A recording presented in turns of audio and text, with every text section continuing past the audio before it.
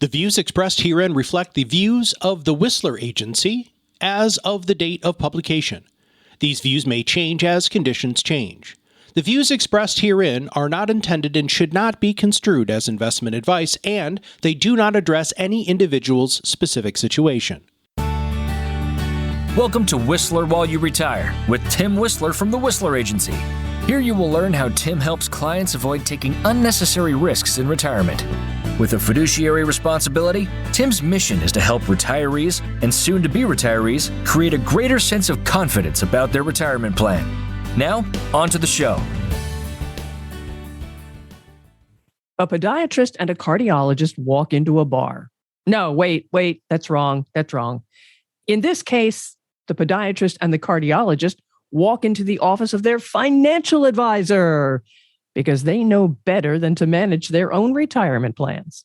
I'm Patrice Sikora, and your host of this podcast, Tim Whisler, is here to explain why those two individuals are doing the smart thing and letting the expert do the job. Tim, talk to me. Well, hey, Patrice, I'm really looking forward to hearing the rest of that joke about the podiatrist and cardiologist walking into the bar. I hope you can share that sometime. But, yeah, that'd be an interesting spin on that little, joke. So, yes. but when you look at those two experts, a podiatrist is a medical doctor. A cardiologist is a medical doctor, but the difference lies in their specialty. Mm-hmm.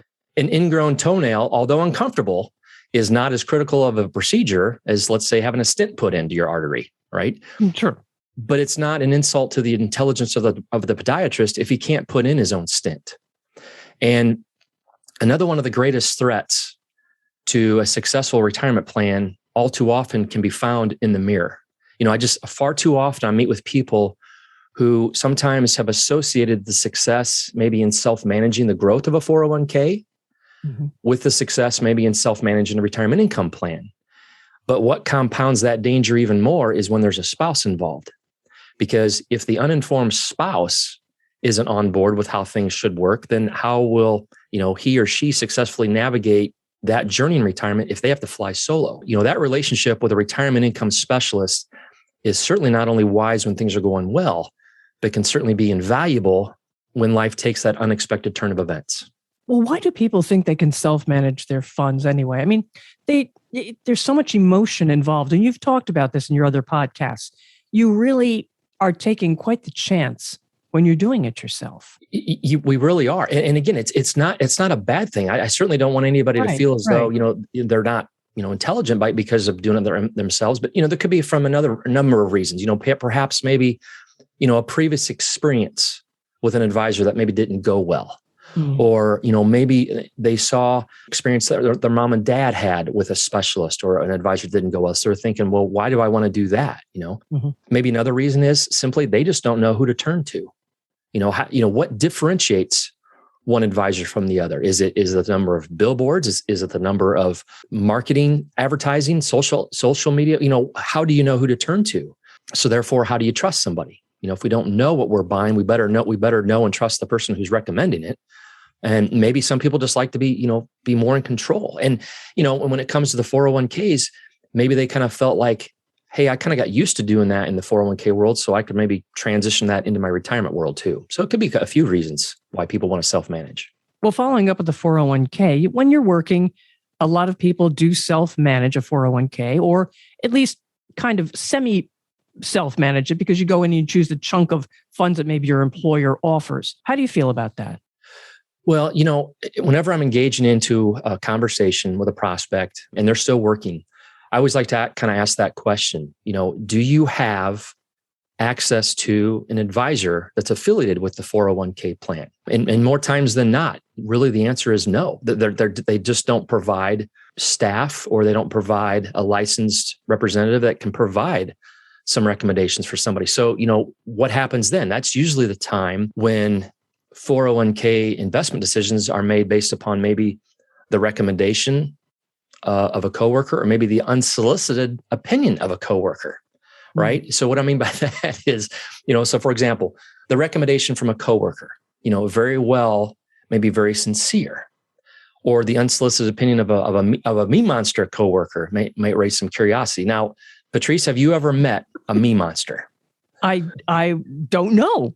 What is a me monster? So I'm going to give a shout out now to a comedian who I heard this from. His name is Brian Regan, and this is who I was introduced. How I was introduced to the me monster.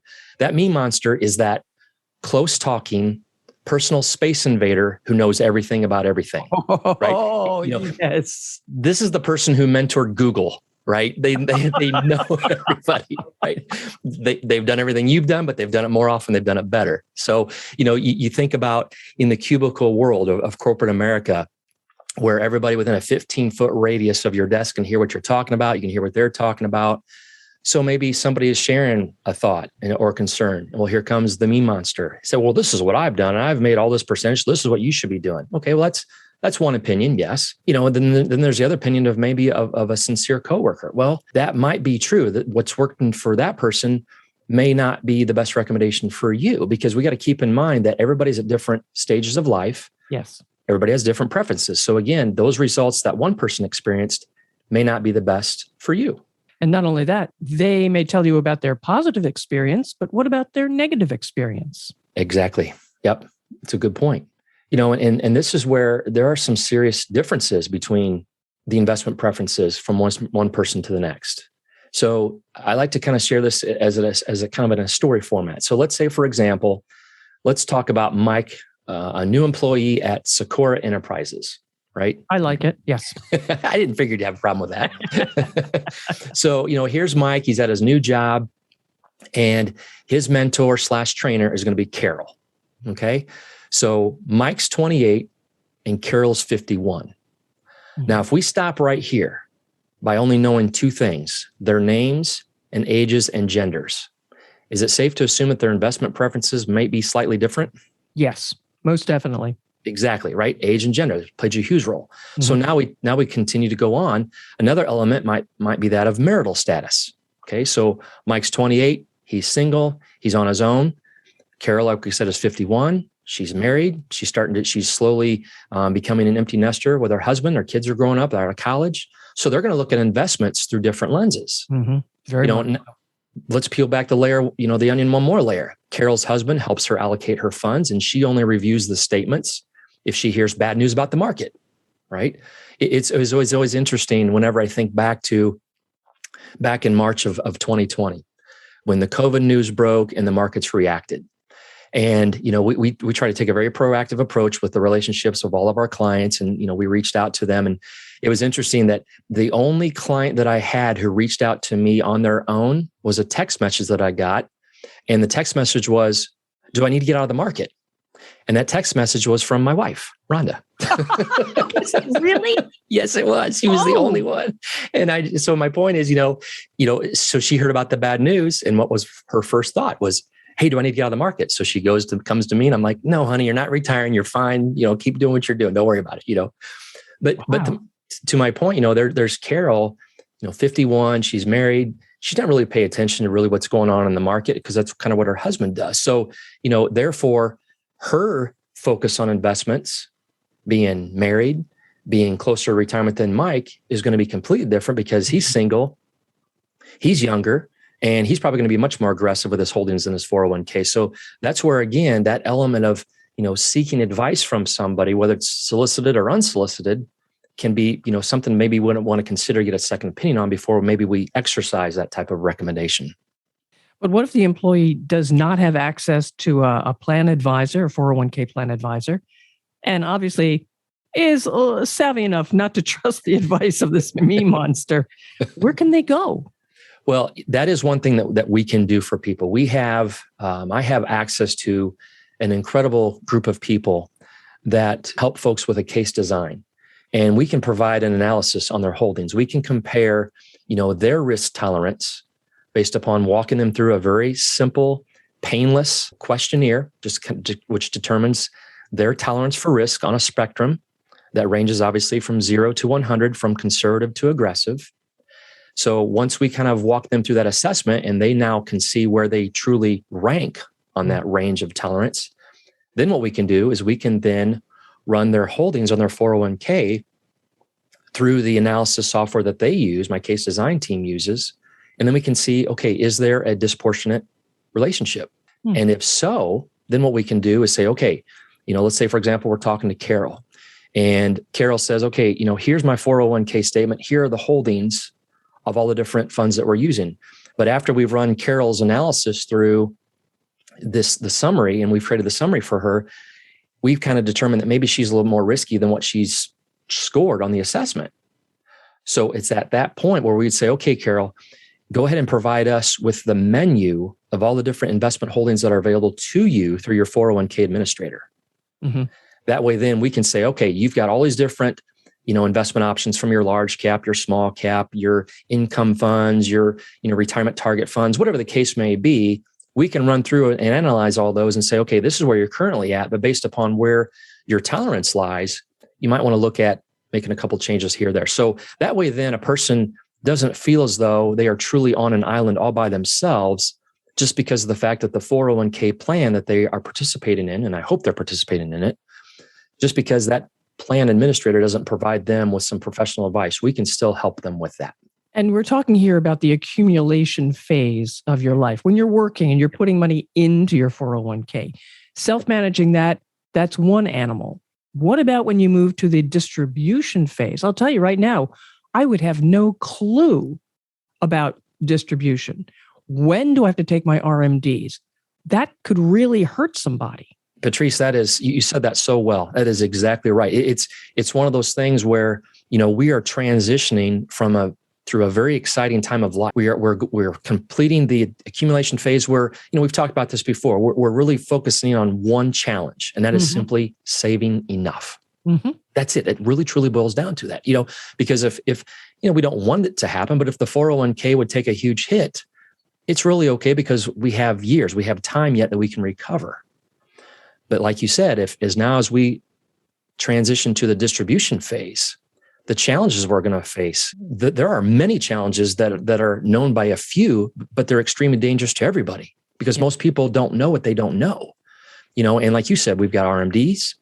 We talked about market volatility. We don't want to talk about the IRS, but the IRS plays a significant role. Longevity, we've talked about that. So, when we break down the elements of that proposed conversation with a specialist, we're simply trying to accomplish one of two things. We're either trying to realize a gain or we're trying to relieve a pain. So, if you would survey, just an unlimited number of people, just a plethora of people and ask them, hey, would you rather realize a gain or relieve a pain?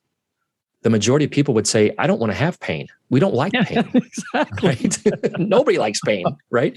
So that's why in the world that I live in here, in this environment of helping people, protect themselves from taking unnecessary risk, I'm just constantly blasting the radio airwaves here in Central Illinois with the saying that it's not how much you earn, it's how much you keep.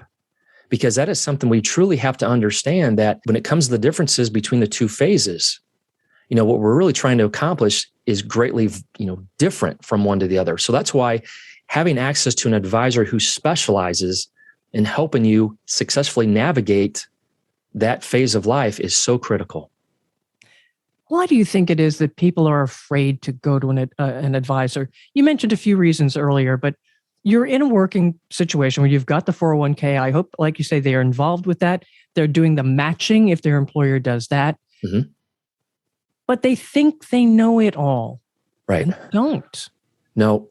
And that's why I love the intro that we talked about, the difference between a podiatrist and a cardiologist.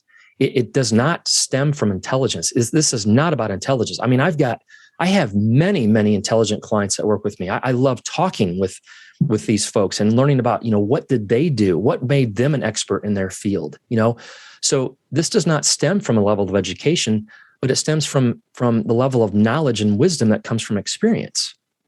So, if we're going to retire only one time in our life, how can we expect to be an expert at knowing how to successfully retire? That's a very good point. You only retire. Well, you think you're only going to retire once. Maybe that's the plan anyway. That's the plan. Yes. And you've never done it before. And that's kind of my whole point of us talking about this topic today was just trying to create awareness. It's not a lack of intelligence. It's not something that we have to be embarrassed about by reaching out to a professional and saying, hey, okay, this is who I am. I'm kind of getting close to retirement. I'm kind of targeting retirement within 3 to 5 years. I really don't know anything about this, and I just need to have some help. That's hard for some people to do. Mm-hmm. Because they feel as though, hey, I'm exposing myself. I'm getting financially undressed, quote unquote, and that's uncomfortable for a lot of people. So therefore, they don't want to have that conversation. Well, we as professionals would understand that. Just like when I've used the example of a plumber, talking about what a plumber does. I mean, I don't want to know anything about plumbing. I'm going to reach out to him, and I'm just going to basically say, you are the expert. I am not. I'm ignorant when it comes to doing what you do. So come in and share your expertise with me to help me solve a problem and relieve me of the pain of having a dripping faucet. It's the same thing in our world. It doesn't matter our background. I don't think that it matters what level of education we had, if we worked on the line, if we sat in an office, if we were an employee, if we were a boss. It truly does stem down from the standpoint of what are we trying to accomplish in retirement? And we need to be educated to help people understand that there are major challenges we're going to face, that sometimes self-management can really be a dangerous situation to put ourselves into. And you would never laugh at someone who comes in and says, this is what I've done. No way. I mean, I laugh because of the question. Exactly right. No, that is something where, when we've kind of talked about this before in the past. It's so interesting. I think this was when Maggie was on with me. We had our episode.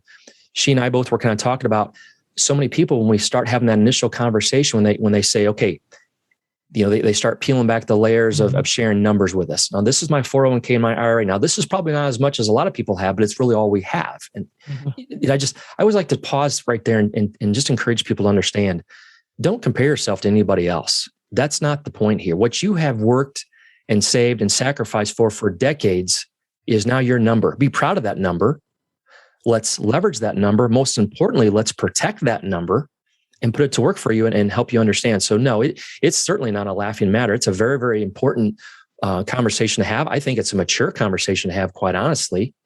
I had a conversation with a gentleman the other day. He called me on the phone. We're talking through. I'm getting some background information from him. You can tell he's very educated. I found out he's an engineer. He's on a consultant contract with a very known employer here in Central Illinois, known as Caterpillar. We've all heard of Caterpillar. Oh, yes. And he comes to this point, he goes, Tim, I'm just to the point where he goes, I don't know what I need to know. And he goes, and I've heard your radio ads, and I just want to reach out and have a conversation with you. Just by the way he said that was such a gratifying moment for both of us, for him, because he realized, look, I got to talk to somebody. And then for me, it's fantastic that, I just feel honored that he would think of me as a potential resource to kind of help him create that game plan that he, just as he said, honestly, I don't know anything about it. So that's okay. I'm not going to try to do it on my own. He's an engineer. Engineers are very smart people. They know how to build things that the most of us can't do. And I love talking with engineers and breaking down. They love the details. But just to have somebody have that type of, desire to sit down and just know enough. Hey, I don't know enough about this. This could be dangerous for me to take it out on my own. I need to go find that specialist. I just think that's an important part of the conversation, especially like we've said before, as we start to transition from distribution into or accumulation into distribution. I think it's a very important part of that process. How can listeners reach you, Tim? They can reach us a couple different ways. Number one, by phone. Phone number is 309-291-0491. My email address is tim@thewhisleragency.com. And of course, they can find us online at thewhisleragency.com. And Whisler does not have a T. It does not. All right. Tim, thank you so much for showing us that it is not a weakness to know when someone is better equipped and trained to do a job than you are. Accept the expertise. Make sure your retirement is well designed. Follow or subscribe to Whisler while you retire, share with others, and give us your thoughts and questions. I'm Patrice Sikora, and let's talk again later. Thank you for listening to Whisler While You Retire. Click the subscribe button below to be notified when new episodes become available. The information covered and posted represents the views and opinions of the guest and does not necessarily represent the views or opinions of the Whisler Agency. The content has been made available for informational and educational purposes only. The content is not intended to be a substitute for professional investing advice. Always seek the advice of your financial advisor or other qualified financial service provider with any questions you may have regarding your investment planning. Investment advisory and financial planning services offered through Simplicity Wealth LLC, an SEC-registered investment advisor. Insurance, consulting, and education services offered through the Whisler Agency. The Whisler Agency is a separate and unaffiliated entity from Simplicity Wealth LLC.